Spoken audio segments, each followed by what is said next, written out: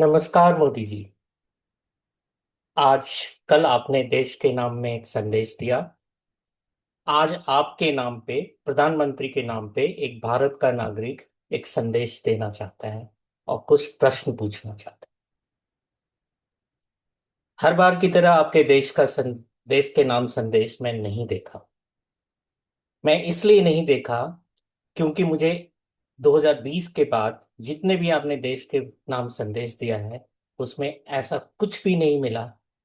In fact 2020 में ही नहीं मिला था जब आपने ताली और थाली बजाने वाली बातें की थी, दीपक जलाने वाली बातें की थी कोविड के समय में। इसके बजाय कि कोविड में आप क्या क्या तैयारी कर रहे हैं उसके बारे में देश को अवगत कराएं। बाकी आपने देश के लोगों को इस तरह की चीजें करने के लिए कहा, देश के लोगों ने आपका बखूबी साथ भी दिया। लेकिन मुझे उस समय ही लग गया था कि आपके देश का नाम जो भी होता है, संदेश होता है, राष्ट्र के नाम जो संदेश होता है, वो कुछ भी नहीं होता। उसमें कोई मतलब होता ही नहीं है कुछ देश के लिए। वो आप जब भी कुछ करते हैं वो अपनी इमेज सुधारने के लिए, या अपने पार्टी के इमेज के सुधारने के लिए, या कुछ ना कुछ अपने एजेंडा चलाने के लिए। कल भी मैंने नहीं देखा आपका देश के नाम संदेश, और देखता भी नहीं क्योंकि मैंने पहले से डिसाइड कर लिया था। मुझे मालूम था देश के लिए कुछ होगा ही नहीं। देश का मतलब ये नहीं होता कि भारतीय जनता पार्टी, देश का मतलब ये नहीं होता आज की सरकार। देश का मतलब होता है देश के लोग, वो मुद्दाएं जो देश के लोगों से जुड़ी हुई हैं। आज मैंने आज मैं वो सारी चीजें भी नहीं आपको याद दिलाऊंगा जो आपने आज तक नहीं की। आपने कल देश के नाम संदेश में कुछ महिलाओं के लिए बोला, और उसमें आपने पूरा एक पॉलिटिकल स्पीच दे दी। आज आपसे मैं ये पूछना चाहूंगा एक आम नागरिक के हैसियत से कि क्या आपको देश के एक्सचेकर को इस तरह से उसका मिसयूज करना शोभा देता है?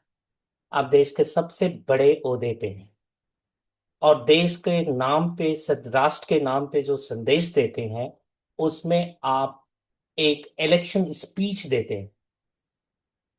इसके लिए बहुत सारे प्लेटफॉर्म थे। अभी बंगाल में इलेक्शन हो रहा है, वहां पे जाकर आप बोल सकते थे। अभी तमिलनाडु में इलेक्शन हो रहा है, वहां पे जाके आप मुद्दा उठा सकते थे। आप रैलियां कर सकते थे, आप निकाल सकते थे, आपके पार्टी के लोग बड़े बड़े प्रोसेशन निकाल सकते थे। अगर आपको विपक्ष विपक्ष को नकाब, मतलब उनके चेहरे से नकाब हटाना होता, तो आप वो सारे प्लेटफॉर्म को यूज कर सकते थे। लेकिन ये क्या, आप इस हद तक गिर गए हैं कि राष्ट्र के नाम जो संदेश के जैसे प्लेटफॉर्म को इस्तेमाल करके आप अपने पॉलिटिकल माइलेज लेना चाहते हैं। आप अपनी राजनीति की रोटियां सेक रहे हैं। बिल्कुल शोभा नहीं देता। आपने ना प्रधानमंत्री के पद की गरिमा को गिरा दी। सच मानिए, सच मानिए। आप किसी भी निष्पक्ष आदमी से, अपने पार्टी के लोगों या आपके जो भक्त हैं उनको छोड़कर, किसी भी निष्पक्ष निष्पक्ष निष्पक्ष इंसान से पूछ के ये पता लगा लीजिए कि आपने उस प्लेटफॉर्म को का कितना मिसयूज किया हुआ है। राष्ट्र के नाम संदेश जो है ना, इतने सारे प्रधानमंत्री दिए हैं, राष्ट्र के नाम पे इतने प्रेसिडेंट दिए हैं संदेश, लेकिन इस तरह का स्तरहीन संदेश, ये तो संदेश था ही नहीं। ये तो एक इलेक्शन रैली था। और आप महिलाओं की बात कर रहे हैं। कहते हैं ना, चैरिटी बिगिंस फ्रॉम होम। ठीक है, आप कहते हैं आपने महिला, आप और आपकी पार्टी महिलाओं की बहुत इज्जत करती है और आपने महिलाओं के लिए बहुत कुछ किया है। मैं आज आपके पर्सनल मुद्दा नहीं लेना चाहूंगा। मैं ये नहीं बताना चाहूंगा आपको कि आपने किस तरह से अपनी पत्नी को छोड़ दिया बिना तलाक दिए हुए, और आज तक उनको अधर में लटकाया हुआ। ना तो इस तरह के रही रह पाई, ना तो वो कुछ दूसरी शादी कर पाई, और ना ही आपके आपके साथ रह पाई। मैं उन मुद्दाओं को नहीं लेना चाहूँ। मैं उन मुद्दाओं को भी नहीं लेना चाहूंगा कि किस तरह से सारे बलात्कारियों को आप टिकट देते हैं और अपने मंत्रिमंडल तक में सम्मिलित करते हैं। मैं आज एप्स्टेन फाइल का भी नाम नहीं लेना चाहूंगा, जिसमें आपका नाम और आपके एक मंत्री का नाम बहुत चर्चा में है। मैं उन सारी चीजों की बात नहीं करना चाहूंगा। मैं उसकी बात भी नहीं करना चाहूंगा कि किस तरह से देश के जो ओलंपियंस थे, जो सड़क पे बैठे थे और किसी एक बॉक्सिंग सॉरी कुश्ती एसोसिएशन के अध्यक्ष, तथाकथित अध्यक्ष उस समय जो हुआ करते थे, उनके ऊपर जो एलिगेशन लगा हुआ था, वो न्याय मांग रहे थे और आपने उनकी बिल्कुल नहीं सुनी। उनको सड़क पे छोड़ दिया और उनको सड़क पे अपने पुलिस से पिटवाया। कुछ समय तक बंदी बना के भी रखा। मैं उन सारे मुद्दाओं को नहीं लेना चाहूंगा। मैं वो जो उत्तर प्रदेश के उन्नाव में वाले जो सेंगर साहब हैं, उसका भी नाम नहीं लेना चाहूंगा। मैं ये भी नहीं आपको बताना चाहूंगा आज आपके नाम जो संदेश है, कि आपने किस तरह से एक साथ साथ बलात्कार के आरोपी को एक राज्य का मुख्यमंत्री बना दिया अभी कुछ दिन पहले। मैं ये भी कुछ नहीं कहना चाहूंगा कि कैसे कठुआ में जो बच्ची का बलात्कार हुआ था, उसमें जो है आपके पार्टी और आपके जो समर्थक हैं, उनका क्या रोल है। मैं ये भी नहीं कहना चाहूंगा कि किस तरह से क्रिमिनल और औरतों के नाम पे भद्दा भद्दा सोशल मीडिया पे कमेंट करने वालों को आप खुद फॉलो करते हैं और समय समय पे आप उनसे मिलते भी हैं, क्योंकि वो आपके इलेक्शन को मैनेज करते हैं और आपको इलेक्शन जिताने में मदद करते हैं। मैं उन सारी बातों की बात नहीं करूंगा। मैं ये भी इस बात की बात नहीं करूंगा कि किस तरह से मणिपुर पे जो औरतों को नंगा घुमाया गया था, आपने कुछ बोला ही नहीं। जब सुप्रीम कोर्ट का ये आया, निर्देश आया कि भाई देश के बड़े बड़े राजनीतिकों, देश के बड़े बड़े पोस्ट पे रहने वाले, तब आपने 2 लाइन की एक प्रेस कॉन्फ्रेंस करके, प्रेस कॉन्फ्रेंस तो आप करते ही नहीं है, लेकिन प्रेस को बुला के 2 लाइन का एक स्टेटमेंट दे दिया। और आज तक मणिपुर के उन औरतों को कोई न्याय नहीं मिल पाया। लेकिन मैं ये पूछना चाहूंगा आपसे, क्या हम जो इस देश के नागरिक हैं, आपको इसलिए टैक्स देते हैं कि उस टैक्स का आप इस तरह से गलत इस्तेमाल करें? उस टैक्स के पैसे से जो बना हुआ मंच है, प्रधानमंत्री का जो मंच है, उस प्रधानमंत्री के सीट पे खड़े होकर आप अपने पार्टी की राजनीति को चमकाएं। मैं इस मुद्दे में भी नहीं जाना चाहता कि कौन कितना ज्यादा औरतों के लिए बढ़िया चाहता है, औरतों के लिए काम करता है, और किसको, औरतों को या महिलाओं को रिजर्वेशन देना चाहता है। मैं वो भी नहीं जानना चाहता इतिहास में कि किस तरह से आपकी पार्टी ने वुमेन्स रिजर्वेशन बिल को ब्लॉक किया हुआ था पार्लियामेंट में, जो पिछली सरकार लेके आई थी। ये सब आप लोगों के बात, आप आपस के बीच की बात है। आप लोग जब सत्ता में होते हो तो एक बात और करते हो, जब विपक्ष में होते हो तो एक बार और एक और करते हो। मुझे किसी पार्टी से कोई लेना देना नहीं है, लेकिन मुझे बहुत दुख हुआ ये जानकर कि आपने एक मंच को, जिसपे बड़े बड़े हमारे लीडर्स रहे हैं, जिसकी एक गरिमा होती है, जिसके थ्रू जो आप राष्ट्र के नाम संदेश देते हैं और देश के लोग आपको ध्यान से सुनते हैं, ये सोच के, चाहे आप किसी भी पार्टी के हों, कोई भी प्रधानमंत्री के पोस्ट पे होता है, चाहे किसी भी पार्टी का। पहले जो दूसरे पार्टी के प्रधानमंत्री थे, उनको भी लोग इसी तरह से सुनते थे जैसे आपको सुनते। लेकिन मैं नहीं सुनता आप, क्योंकि मुझे मालूम है आप कभी कोई ढंग की बात इस जगह पे, इस प्लेटफॉर्म से करते नहीं। लेकिन कल तो आपने हद कर दी। आपने अपने पार्टी का प्रचार कर दिया। क्या इलेक्शंस पे जो इतनी बड़ी बड़ी रैलियां करते हैं, जो 365 दिनों में आपका 265 दिन जाता है रैलियों करने में, उतना कम नहीं था कि आपने एक ऐसे प्लेटफॉर्म को कलंकित किया अपने पार्टी पॉलिटिक्स के लिए? क्या बंगाल में इलेक्शन खत्म हो गए, या प्रचार खत्म हो गया था, या तमिलनाडु में खत्म हो? क्या भविष्य में कोई इलेक्शन नहीं आएगा? आपको अगर लगता है कि विपक्ष ने आपका साथ नहीं दिया, आप महिलाओं को न्याय दिलवाना चाहते थे, तो उस मंच पे उठा सकते थे। और इतना ही ज्यादा आपको महिलाओं को न्याय दिलाना है, तो आप क्यों नहीं करते हैं? अपने पार्टी के मैनिफेस्टो में डालिए हर एक इलेक्शन में कि 33% या 50% जो है सीट जो है, आप टिकट जो है अपने पार्टी का महिलाओं को देंगे। मैं बता रहा हूं, ना तो आपकी मंशा है विमेंस को रिजर्वेशन देने की, ना किसी दूसरे पॉलिटिकल पार्टीज की। आप लोग कभी नहीं देंगे। ये महिलाओं को भी पता है कि ये सारा ड्रामा हो रहा है इतने सालों से। पिछले 25-30 साल से, जब से मैं थोड़ा सा पॉलिटिक्स में इंटरेस्ट लेना शुरू किया हूं, मैं देखता आ रहा हूं कभी ना कभी किसी ना किसी वजह से विमेंस बिल जो है वो रह जाता है। आपने तो पास करा लिया था 2023 में। उसके इम्प्लीमेंटेशन की कुछ शर्तें थी। क्या वो शर्तें पूरी हुई? देश के गृह मंत्री बोले थे कि ये बिल जो है तब लागू होगा जब देश की जनगणना होगी, और फिर स्टेट रीऑर्गेनाइजेशन उसको फिर से, और मतलब उसमें फिर से डिलिमिटेशन करेंगे, और उसके बाद पॉपुलेशन के हिसाब से सीटें दी जाएंगी सारे स्टेट्स को। क्या वो सारी चीजें हो गई थी? आप बैकडोर से, और आप ये जानते थे, आपकी पार्टी ये भली भांति जानती थी कि आपके पास 2/3 मेजोरिटी नहीं है, और अमेंडमेंट बिल आप पास नहीं करा सकते थे। आप ये भी भली भांति जानते थे कि आपने विपक्ष को कॉन्फिडेंस में नहीं लिया हुआ। जहां पे आपकी मेजोरिटी नहीं है, जहां पे आपके पास 2/3 मेजोरिटी नहीं है, आपको मालूम है आपको इस बिल को पास कराने के लिए 2/3 मेजोरिटी चाहिए, आप विपक्ष से बात नहीं कर सकते थे? आपने क्या इस बात में बात की? अचानक स्पेशल सेशन बनाया, बुलाया, और उसको डिबेट में ला दिया। आप क्या करना चाहते थे? लोगों को समझ में नहीं आता क्या ये? चलिए, पार्लियामेंट में आप लोग करते हैं, पॉलिटिक्स करते हैं, समझ में आता है, पॉलिटिकल पार्टीज हैं, अगर पॉलिटिक्स नहीं करेंगे तो क्या करेंगे?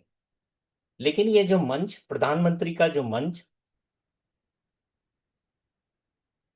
इसका गलत इस्तेमाल करना। आप ना प्रधानमंत्री, आप ना अपने आप को कहते थे मैं प्रथम सेवक हूं। आप अपने आप को कहते हैं। इसका मतलब आप हमारे टैक्स के पैसों पे प्रधानमंत्री बने हैं। आपको जितनी भी फैसिलिटीज मिलती हैं वो हमारे टैक्स के पैसों से मिलती, और उसी टैक्स के पैसे को आप इस मंच पे बर्बाद कर रहे हैं अपने पार्टी की पॉलिटिक्स को चमकाने के लिए। हद है। शर्म नहीं आती आपको प्रधानमंत्री जी? थोड़ा शर्म कीजिए, थोड़ा सा शर्म कीजिए। ठीक है, आप एप्स्टीन फाइल पे अपने मंत्री पे जो एलिगेशन लगा हुआ उस पे नहीं लेना चाहते हैं, वो आपका इशू है। आप मानते हैं कि उन्होंने कुछ नहीं किया, आप जानते होंगे बेहतर। मैं उन सब मुद्दाओं को उठाना ही नहीं चाहता। ठीक है, आप बलात्कारियों के बगैर जो है इलेक्शन में जीत ही नहीं सकते। ये भी मैं मानता हूं कि कुछ ना कुछ पॉलिटिकल कंपल्शंस आपकी होंगी। वो सारी चीजें मैं मान सकता हूं। ये भी मान सकता हूं कि जिन लोगों को आप फॉलो करते हैं ट्विटर पे, अब जिसका नाम एक्स हो गया है, वो सारे क्रिमिनल हैं, और औरतों को भद्दी भद्दी सोशल मीडिया में गालियां देते हैं, वो भी आपके लिए यूजफुल हैं, इसीलिए आप फॉलो करते हैं। ये भी मैं जान मान सकता हूं कि जिन लोगों ने जो बिल्किस बानो के रेप किया था, और वो जब उनको कोर्ट पे छुड़ाने के लिए आपने क्यों छुड़वाया था? क्योंकि आपको गुजरात का इलेक्शन जीतना था। वो समझ सकता हूं मैं। पॉलिटिक्स में ये चलता है, पॉलिटिशियंस जो हैं किसी हद तक गिर जाते हैं। जब आप देश के प्रधानमंत्री बन जाते हैं ना प्रधानमंत्री जी, तो आप एक साधारण पॉलिटिशियन नहीं रह जाते।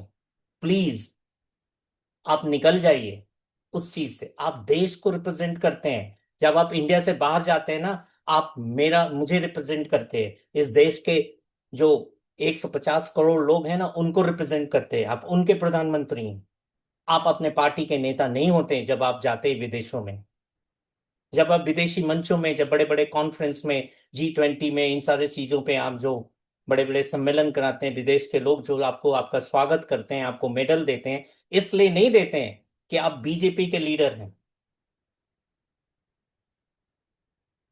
इसलिए नहीं देते हैं कि आप बहुत बड़े लीडर हैं।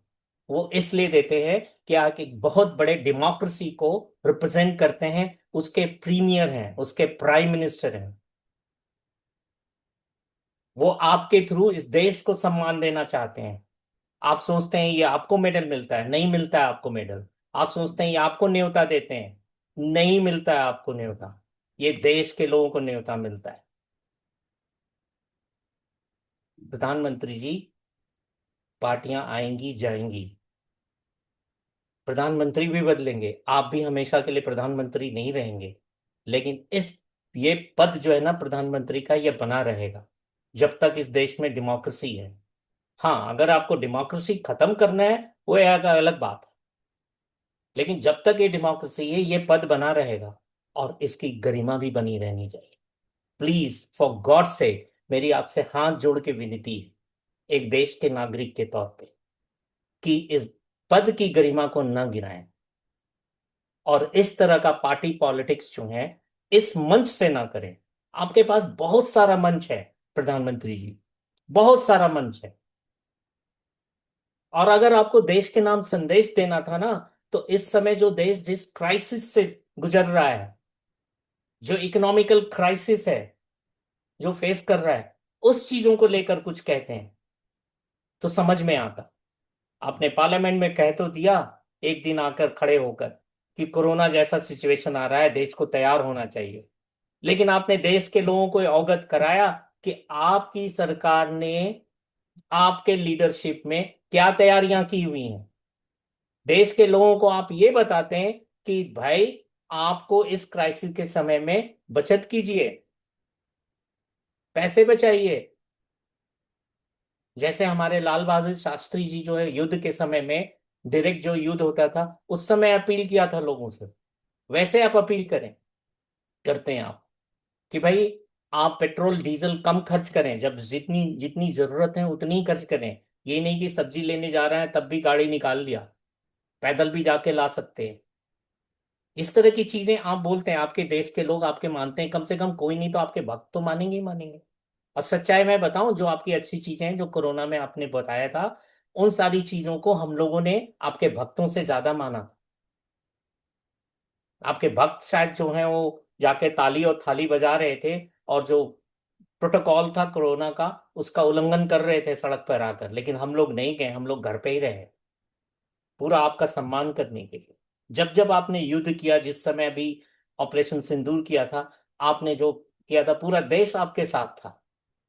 तो ये जान लीजिए कि आप सिर्फ बीजेपी के प्राइम मिनिस्टर नहीं हो, या अपने भक्तों के प्राइम मिनिस्टर नहीं है, पूरे देश के प्राइम मिनिस्टर हैं। जिस दिन आप शपथ लेते हैं, उस ऑफिस में एंटर करते हैं, उसी दिन से आपको अपने पार्टी से अलग हो जाना चाहिए। प्रेमचंद की एक कहानी है, पंच परमेश्वर। जो पंच होता है ना, वो परमेश्वर का रूप होता है। उसी तरह से जो प्राइम मिनिस्टर होता है ना, इन अ वे कंट्री के लोगों के लिए टाइप ऑफ परमेश्वर हो जाता है। लोग, कोई भी चीज हो, कोई भी समस्या होता है, आपकी तरह आशा भरी निगाहों से देखते हैं। ये इसलिए नहीं आपको ये प्राइम मिनिस्टर पोस्ट लोगों ने दिया है कि आप अपने पार्टी को चमकाएं। गलतियां आपसे होती होंगी, ठीक है, सभी सभी लोगों से गलतियां होती हैं, सारे पॉलिटिशियन से होती हैं। लेकिन इस तरह की चीजें, इस हद तक गिर जाना शोभा नहीं देता।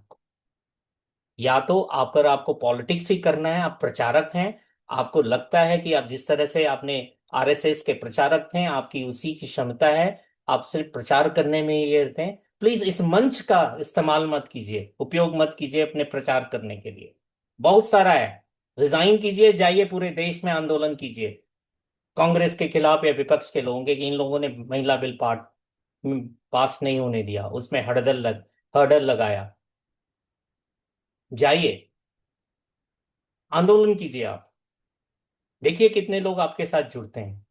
मैंने देखा कितने महिलाएं बैठी हुई हैं, मुश्किल से 5 या 6 महिलाएं दिखी थी जो आपके पार्टी के मेंबर थी, जो ढोल पीट रही थी, नगाड़ा पीट रही थी। कुछ पार्लियामेंट के सामने थे, कुछ जगह जगह सड़कों पे थी, और कुछ दिल्ली में गिरफ्तारियां दे दी हैं, वो भी प्री प्लान्ड गिरफ्तारियां। वो सारी चीजें हम देख रहे हैं प्रधानमंत्री जी।